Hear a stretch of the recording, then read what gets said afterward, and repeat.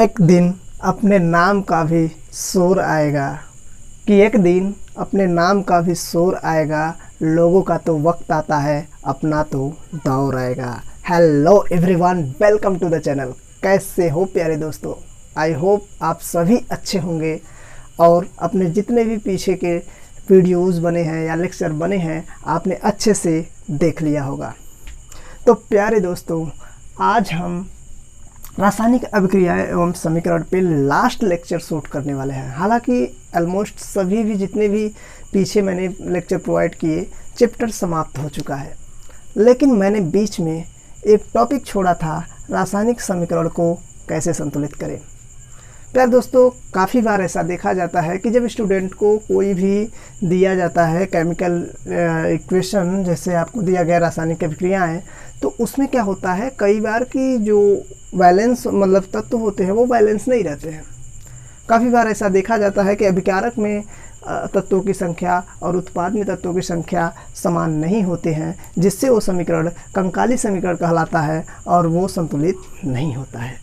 तो यार, आज के इस वीडियो में हम लोग वही प्रॉब्लम को दूर करने आए हैं। आज तक जितने भी बच्चों के मन में ये डाउट रहा होगा कि कैसे हम रासायनिक समीकरण को संतुलित करें, आज उन सभी के कॉन्सेप्ट्स और डाउट सब समझ में आ जाएंगे कि क्या हो रहा था, क्यों मैं नहीं कर पा रहा था।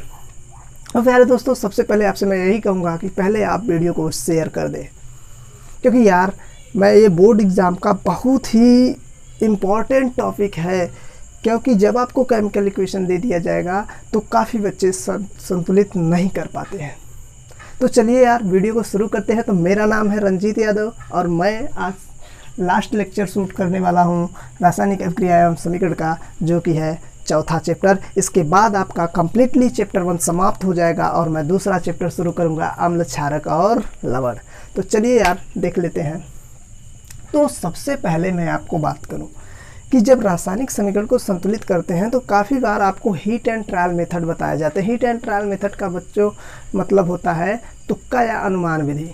काफ़ी बार कोचिंग के या स्कूल के टीचर्स ऐसे समझा देते हैं कि यार आपको ये देखिए कि इधर किसको बैलेंस करना है, उधर किसको बैलेंस करना है। मतलब अभिकारक के तत्वों को यदि अच्छे से एक नंबर लगाकर संतुष्ट कर दिया जाए, उसके बाद देखो उधर बढ़ रहा है। ऐसे में क्या होता है प्यारे दोस्तों कि आप खुद ही कन्फ्यूज़ हो जाओगे। तो आपको ज़्यादा से ज़्यादा केमिकल इक्वेशन जब दिया जाएगा तो आप नहीं कर पाओगे। तो यार अब हम क्या करते हैं, तो सबसे पहले मेरे सिखाने का जो अंदाज़ होगा, मैं आपको पहले एक बेसिक बात बताना चाहूँगा। वो बेसिक बात क्या है प्यारे दोस्तों, हालांकि मैंने उस वीडियो में बता दिया है, लेकिन मैंने सोचा क्यों ना एक बार फिर से रिपीट किया जाए। तो अब रासायनिक समीकरण को संतुलित करना हो जाएगा आसान यदि आप अपना नज़र और दिमाग सीधा किस पर लगाएंगे, स्क्रीन पर लगाइए प्यारे दोस्तों। क्योंकि अगर आपने दिमाग भटकाया तो मैं उसकी गारंटी नहीं लूँगा यार। चलो तो देखते हैं। तो सबसे पहले आज का जो वीडियो है वो केमिस्ट्री तो है, आप तो पता है कि केमिस्ट्री का ही हम लेक्चर देख रहे हैं, लेकिन मैं आपको इस मेथड से सिखाने वाला हूँ जिसमें मैथ का काम आने वाला है। प्यारे दोस्तों, मैथ जब आ जाता है तो घबराया ना करें, क्योंकि मैथ से अच्छा कोई सब्जेक्ट है ही नहीं, क्योंकि इसमें हम लोगों का दिमाग चलता है प्यारे दोस्तों। तो चलिए देखते हैं। यहाँ पे यदि देखा जाए तो बेसिक बात यह है कि रासायनिक सूत्र में विभिन्न तत्वों के परमाणुओं की संख्या। तो विभिन्न परमाणुओं की संख्या का मतलब क्या है? जैसे मैं आपको बात करूं प्यारे दोस्तों कि CaCO3, मैंने आपको एक रासायनिक सूत्र दिया और उसमें क्या है कि आपसे पूछ दिया जाएगा कि इसमें Ca परमाणुओं की संख्या क्या है। अगर आप मेरा लेक्चर देखे होंगे अच्छे से तो आप तुरंत बता लोगे इसमें Ca परमाणुओं की संख्या 1 है। अगर मैं बोलूँ कार्बन परमाणुओं की संख्या कितनी है प्यारे दोस्तों, तो आप कहोगे 1 है। अगर मैं बोलूँ ऑक्सीजन परमाणु की संख्या कितनी है तो आप कहेंगे 3 है। आई होप आपको समझ में आ रहा होगा और आपने ये वीडियो पिछले देखा होगा। तो प्यारे दोस्तों, अब मैं क्या करने वाला हूँ कि अगर इसी के सामने मैं 3CaCO3 लगा दूँ तो अब आप फिर समझ गए होंगे प्यारे दोस्तों कि ये जो है आपका यौगिक, इसके आगे 3 लगा हुआ है। इसका मतलब कैल्शियम कार्बोनेट का 3 अणु दिया गया है। लेकिन इसमें हम पार्टिकुलर क्या बात कर रहे हैं, रासायनिक सूत्र में विभिन्न तत्वों के परमाणुओं की संख्या की बात कर रहे हैं हम। यानी अगर हम बोले अब कैल्शियम परमाणु की संख्या यदि बात कर ले हम लोग, परमाणु की संख्या, तो यहाँ क्या होगा प्यारे दोस्तों 3 हो जाएगा क्योंकि इसमें मल्टीप्लाई होगा। उसके बाद कार्बन परमाणु की संख्या, इसको हल लगाना नहीं है, कार्बन परमाणु की संख्या यदि हम देखें तो प्यारे दोस्तों मैं ये इसलिए लगा रहा हूँ ताकि वही संख्या सेम है, मतलब वही शब्द सेम है, तो यहाँ आपका क्या हो जाएगा 3, इसमें भी होगा। लेकिन ऑक्सीजन परमाणु की संख्या की बात होगी तो 3 गुणे 3 प्यारे दोस्तों त्रिका 9 हो जाएगा। यानी हो या मतलब कि क्या हो रहा है आपको ये समझ में आना चाहिए कि किसी भी यौगिक में जो जितने तत्व हैं, जैसे आप देखिए कैल्शियम इसमें 3 1 है तो 3 गुणे 1, यदि हम देखें तो 3 गुणे 1 यहाँ 3 हुआ। कार्बन भी 1 है तो 3 गुणे 1 बराबर 3 हुआ। लेकिन ऑक्सीजन 3 है तो 3 गुणे 3 हो जाएगा 9। अब मैं आपको एक और दूंगा, कैल्शियम हाइड्रोक्साइड CaOH का होल ट्वाइस। अगर इसमें दिया जाए तो Ca का कितना परमाणु है 1, अब मैं लिखूंगा नहीं। ऑक्सीजन का कितना परमाणु है प्यारे दोस्तों, तो इसमें देखेंगे तो 2 हो जाएगा। हाइड्रोजन का कितना है, इसका भी 2। लेकिन हम यहीं 4CaCOH का होल ट्वाइस कर दे तो प्यारे दोस्तों क्या होगा कि कैल्शियम का कितना परमाणु 4, ऑक्सीजन का कितना परमाणु, ध्यान से सुनिएगा, ये जो होल ट्वाइस है ये जब टूटेगा ब्रैकेट तो इसके पास भी जाएगा, तो 4 दूना 8। और हाइड्रोजन की बात करें तो हाइड्रोजन भी 8 है। यार दोस्तों आई होप आप इतना समझ रहे होंगे। मैं ये सब इसलिए बता रहा हूँ क्योंकि जैसे ही मैं केमिकल रिएक्शन को संतुलित करने लगूँगा उसमें इन सब की ज़रूरत आएगी। तो बस यार क्या करना है, आपको इन सब चीज़ों को समझना है। अब हम चलते हैं, आपको एक रासायनिक समीकरण लेते हैं और उसको संतुलित करके दिखाते हैं। चाहो तो एक और एग्जाम्पल ले सकते हैं प्यारे दोस्तों हम लोग। क्या एग्जाम्पल है वो मैं लिख कर दिखा देता हूँ आपको। H2SO4 H2SO4 और इसके आगे मैं 8 लगा दे रहा हूँ। लास्ट एग्जाम्पल मैं समझाता हूँ प्यारे दोस्तों, अब आप समझ जाएंगे। क्या है कि यदि हम इसमें हाइड्रोजन परमाणु की बात करें, हाइड्रोजन परमाणु कितना है तो ध्यान से सुनिएगा। आगे कितना लगा 8 है, कितना हाइड्रोजन 2, कितना हो गया 8 दूना 16। सल्फर परमाणु की संख्या की यदि हम बात करें प्यारे दोस्तों तो क्या हो जाएगा, यहाँ आगे कितना है 8, सल्फर कितना है 1। इसका मतलब हमें ये समझ में आया कि आगे जो भी संख्याएं रहेंगी तत्वों की संख्या में हम गुणा कर देंगे। अब यहाँ देखिए ऑक्सीजन परमाणु की यदि हम बात कर रहे हैं तो क्या होगा, 8 है आगे, ऑक्सीजन 4, इसका मतलब इसके 32 तत्व है।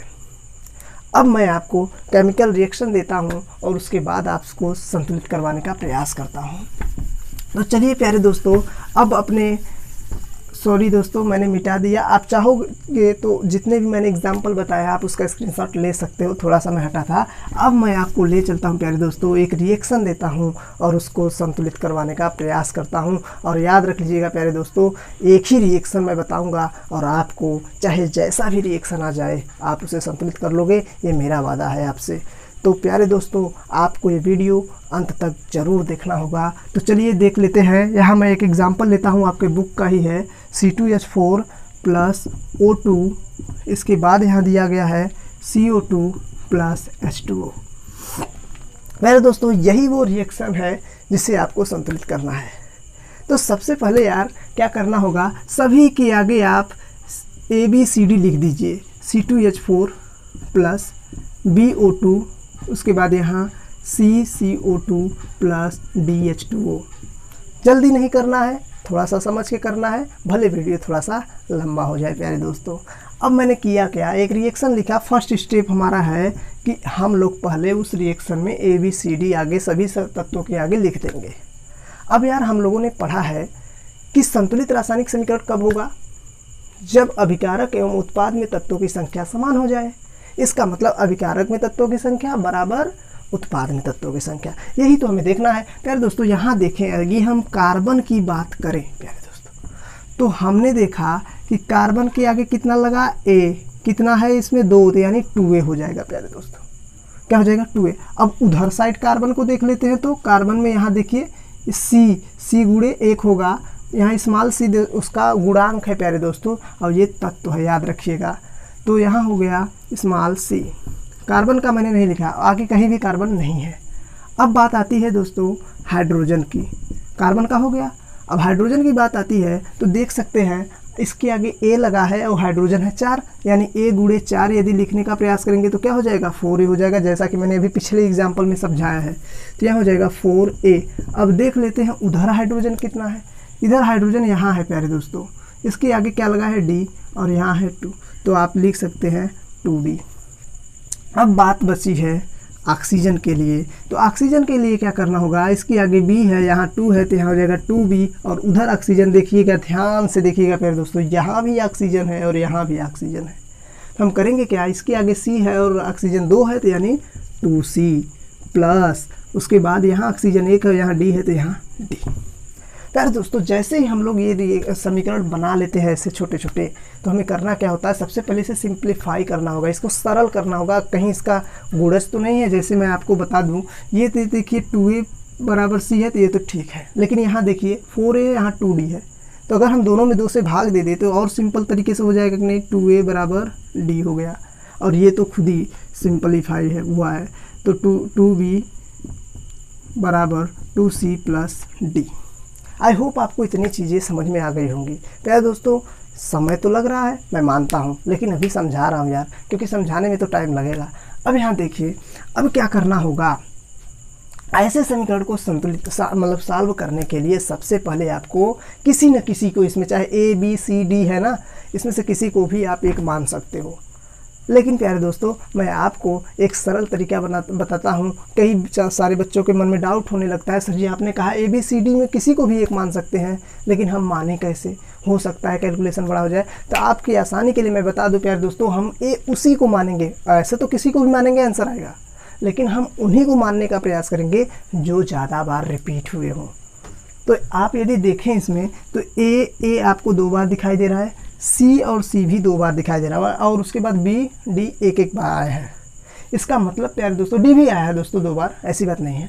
लेकिन हम लोग A को पहले देख लिए, तो जब A को देख लिए प्यारे दोस्तों, तो हम A को ही मान लेते हैं, तो माना A बराबर 1 हो गया। जैसे ही हम A की वैल्यू 1 माने हैं प्यारे दोस्तों, अब ध्यान से देखिए, तो क्या हो जाएगा C की वैल्यू, C बराबर हो जाएगा 2 गुणे 1 बराबर 2।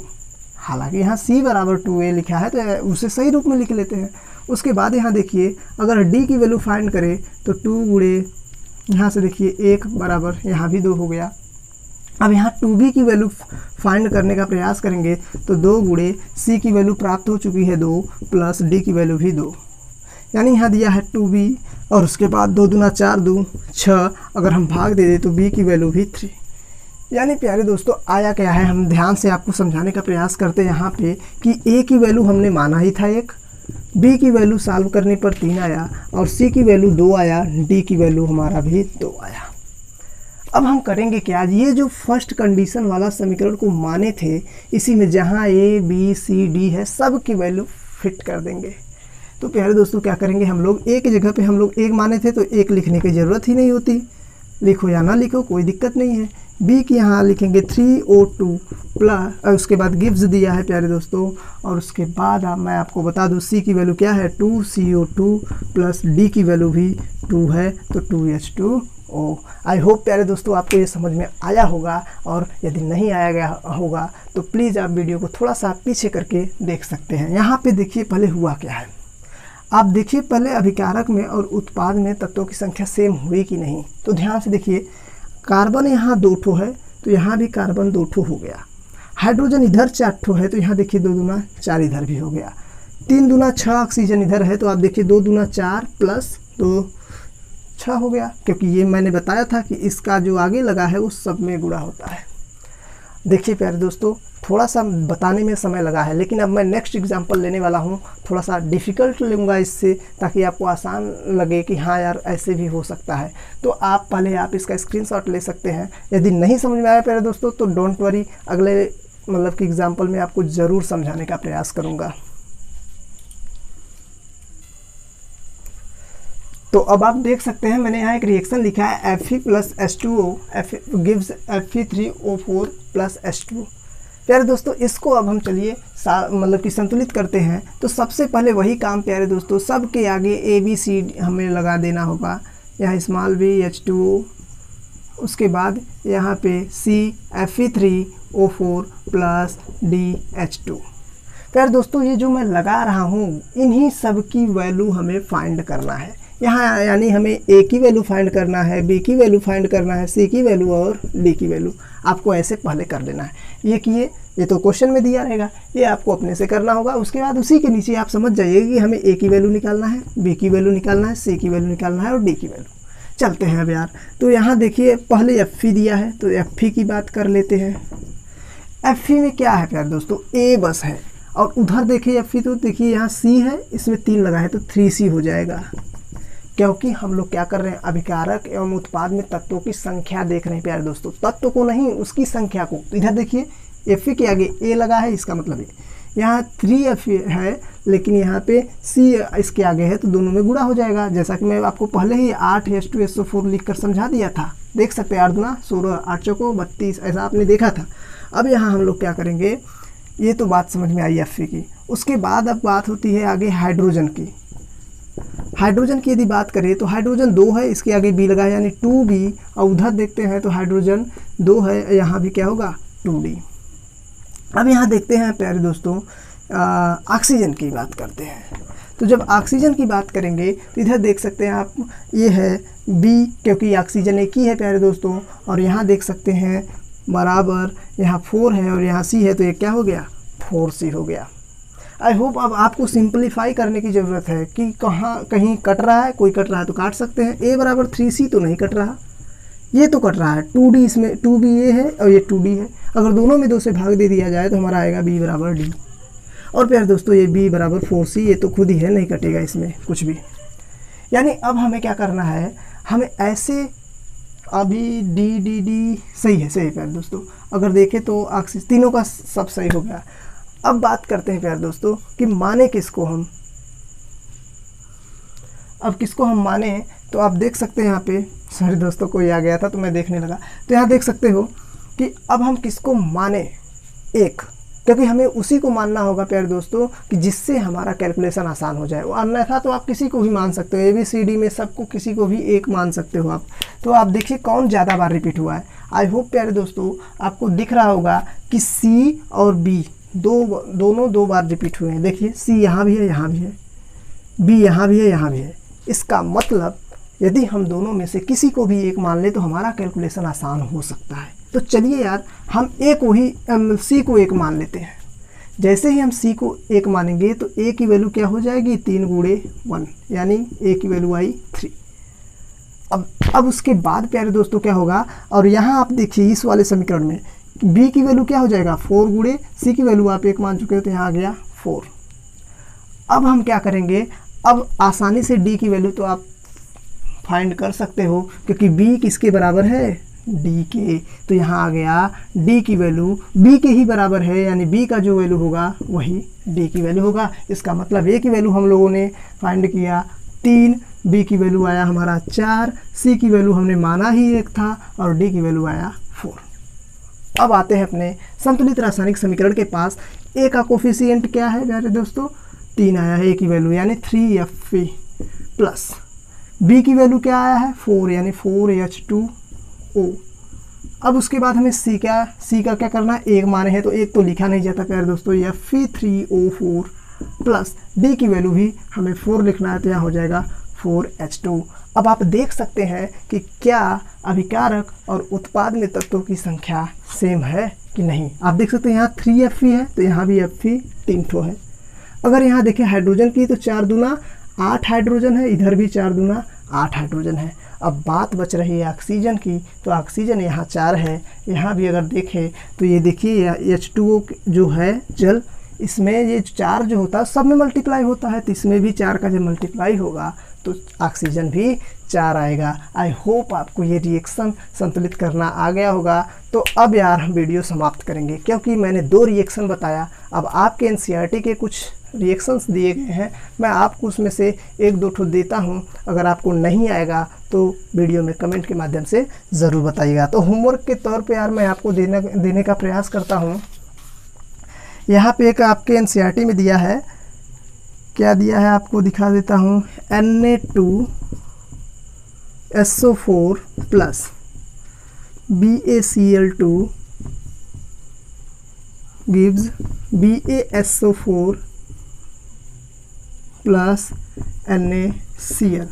आपको ये चीज़ होमवर्क में करना है प्यारे दोस्तों, और आपको कमेंट में बताना है कि हाँ सर हो गया। अगर नहीं आया रहेगा तो बताइएगा, मैं इसका अलग से फिर से एक सेपरेट वीडियो में और भी लेकर रिएक्शन आपको समझा दूंगा। तो आई होप आपको ये वीडियो अच्छा लगा होगा, तो ज़्यादा से ज़्यादा अपने दोस्तों में शेयर करें ताकि कुछ भाई बहन का हेल्प हो सके और वो आसानी से रासायनिक समीकरण को संतुलित कर सके। तो पढ़ाई करते रहें। All the very best.